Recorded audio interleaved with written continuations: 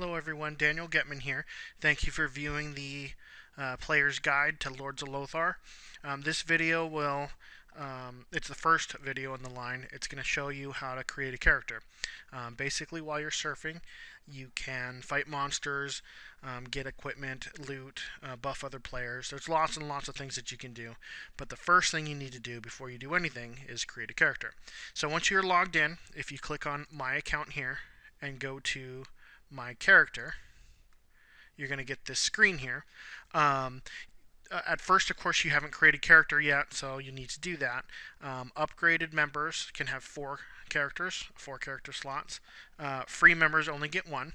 So basically what you do is you click Create New Character. Once you've created a character, it takes you to another screen where you have to choose your class. Now, a class basically means what type of character are you? Are you a fighter? Are you a rogue, a cleric, or a paladin? You can choose any one of the classes. Each one is different. And I'm sorry, only free members or upgraded members can choose the paladin class at the bottom down here. Free members can choose the top three: fighter, rogue, or cleric. But basically, each character's unique in what they can do and what they can't do. How they accomplish tasks, like fighting and things like that. Each one is a little bit different. I can go through each. I'm gonna go through each one in more detail and what they entail, what each one can do, why each one's important. And they are important not only to you, but they're also important to other members, clerics and paladins especially, but we'll get into that a little bit later. So basically, I'm just going to choose the fighter class. So you select this class. Once you choose a class, you cannot change your class. So it isn't kind of an important decision to start off with. But you click OK, and it creates the class and takes you to your character statistics.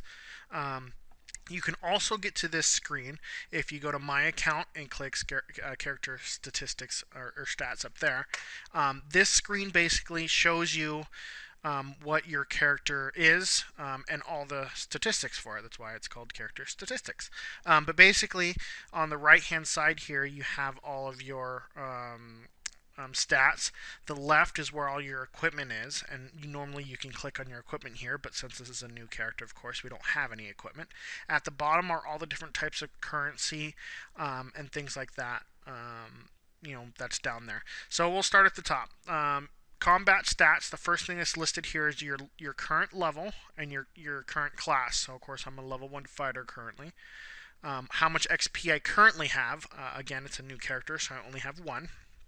How much XP I need to get to the next level, which is 50, right? Now, hit points. Hit points basically is your life. If your hit points reach 0, you're dead. So currently right now I have 1 hit point out of a maximum of 50. Now, there are multiple ways to gain hit points back, but basically what you want to do is you want to keep your hit points above 0. If your hit points drop below 0, you will die, and then we'll get to that too in another video, what happens when you die. So that's what your hit points are right now. Your damage min and max. Basically what this is every time you attack someone, or a monster, or eventually a player, this is the amount of damage that's randomly generated. Now, this number can change from a lot of other numbers. A lot of other variables can affect this. But currently, I don't have any buffs, which means I don't have anything helping me, any spells or anything helping me. And I don't have any weapon, so by default, my damage is a minimum of 3 and a maximum of 5. So when I hit something, it'll be a 3, 4, or 5. And of course, as you level up and change weapons and get buffs and debuffs, and a diva buff is obviously opposite of buff. It's a hurtful spell. Those numbers will change, right? Current accuracy means how often you're going to hit your target. Every time you swing at a target or attack a target, it does basically a random roll between 1 and 100. If it's under 99, you hit your target. If it's over, 90.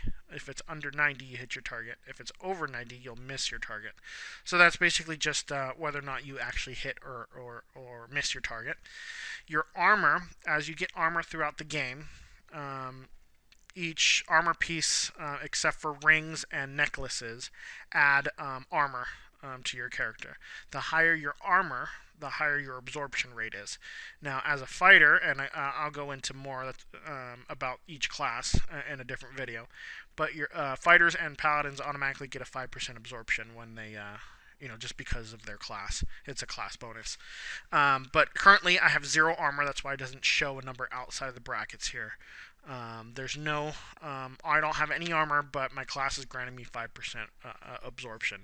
So every time I take a hit, just like I have a max min damage, so does the person that I'm fighting. I will absorb 5% of whatever they hit me for. And of course, that number goes up and down on a lot of different variables and things as well.